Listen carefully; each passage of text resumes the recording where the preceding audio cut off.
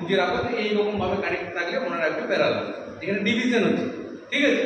কারণ মনে করো তুমি যদি ক্যালকুলেট করো, যদি মনে করো একটা রেজিস্ট্যান্স আছে R1, একটা রেজিস্ট্যান্স আছে R2, তাহলে যদি রেজিস্ট্যান্সের কোনো পোলারিটি হয় না, ঠিক আছে। পোলারিটি মানে কি, রেজিস্ট্যান্সের পজিটিভ নেগেটিভ টার্মিনাল থাকে না, কিন্তু বোঝার সুবিধার জন্য তোমাদেরকে বুঝাচ্ছি।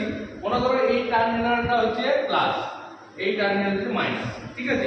আবার এই টার্মিনালটা এইটার প্লাস, এটার মাইনাস, বোঝার সুবিধার জন্য আবারও বলছি রেজিস্ট্যান্সের কোনো প্লাস মাইনাস হয় না, কিন্তু তোদের বোঝানোর সুবিধে মানে এটা বলছি। তাহলে প্লাসের সাথে দেখ প্লাস কানেক্ট করেছি, মাইনাসের সাথে মাইনাস কানেক্ট করলাম, তখন তৈরি হয়ে গেল প্যারালাল কানেকশন। আর সিরিজে কি হয়েছিল দেখ, সিরিজে কি হয়েছিল R1 আর R2 যদি থাকে, তাহলে প্লাস মাইনাস থাকে যদি, তাহলে উল্টো পাল্টা হচ্ছে না, মাইনাসের সাথে প্লাস এইভাবে হচ্ছে। কিন্তু প্লাস মাইনাস আবারও বলছি প্লাস মাইনাস কিন্তু নেই, আমি বোঝানোর জন্য বুঝাইলাম যে এইরকম হচ্ছে, ঠিক আছে। তাহলে এই কানেকশনের কি বলছি, রেজিস্ট্যান্সের প্যারালাল কানেকশন। এবারে প্যারালাল কানেকশনের একটা ফর্মুলা হয়, কি ফর্মুলা প্যারালাল কানেকশনের, যদি বলি RT ইকুয়াল টু, RT মানে যে টোটাল রেজিস্ট্যান্স, কি হবে এই দুটো রেজিস্ট্যান্সের গুণফল, R1 into R2 by R1 plus R2। ওকে, তো টোটাল রেজিস্ট্যান্সের ফর্মুলা মুখস্থ করতে হবে যে RT ইকুয়াল টু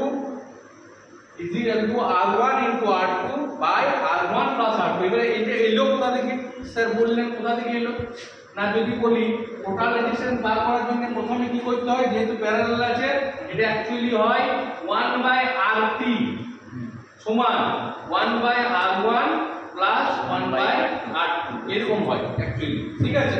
তাহলে এটা যদি আমি লসাগু করি, লসাগু করলে কি হবে, R1 R2 লসাগু হবে, তাই তো। তাহলে R1 R2 লসাগু করলে এখানে কি হবে R2, এখানে হবে R1, তাই তো। তাহলে 1 বাই RT ইকুয়াল টু কি দাঁড়ালো এইরকম। তাহলে এই জিনিসটা যদি আমি উল্টে দিই যে RT সমান, তাহলে এটা উল্টে যাবে, তাহলে RT সমান কি হচ্ছে, RT সমান R1 into R2 by R1 plus R2।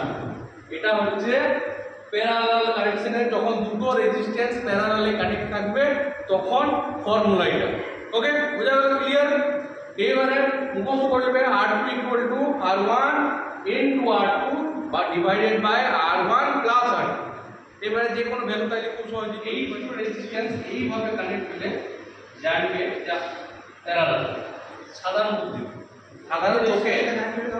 সাধারণ চোখে দেখে বুঝবে যে এইভাবে যদি কানেক্ট হয় তাহলে জানবে এটার নাম যদি R1 হয়, এটার নাম যদি R2 হয়, তবে জানবে যে এটা প্যারালালি কানেক্টেড। পরপর যখন কানেক্ট থাকে সেটা হচ্ছে সিরিজ, যখন পরপর